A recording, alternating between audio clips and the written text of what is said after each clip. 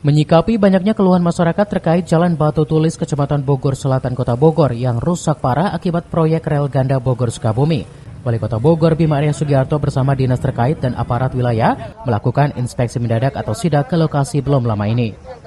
Menurut Bima, pemerintah Kota Bogor bakal bersurat kepada pihak Balai Teknik Perkeretaapian BTP Kelas 1 Jawa Barat untuk menagih kesepakatan perbaikan jalan rusak serta membangun jembatan penyeberangan orang atau JPO untuk mobilisasi warga terdampak pembangunan double track tersebut.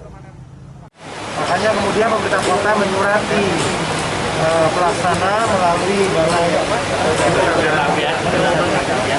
pada pusat perkeretaapian Jawa Barat pada bulan Oktober 2021 untuk memperhatikan perbaikan jalan ini. Kemudian bulan Desember juga ada kesepakatan antara LPM Bogor Selatan Nah, ini disepakati untuk memperbaiki jalan. Bahkan ada kesepakatan untuk memperbaiki tidak hanya tambal sulam, tapi juga permanen gitu. Nah, sampai hari ini kami belum melihat itu. Jadi langkah kami adalah saya akan kembali menyurati dengan mengingatkan kembali kesepakatan ini, gitu ya. Dan nanti kami akan terus koordinasi pastikan karena ini sangat merugikan warga sekitar maupun yang mengakses jalan ini. Ada kemacetan di sini yang ditimbulkan setiap hari. Kira-kira itu ya. Dan kami juga meminta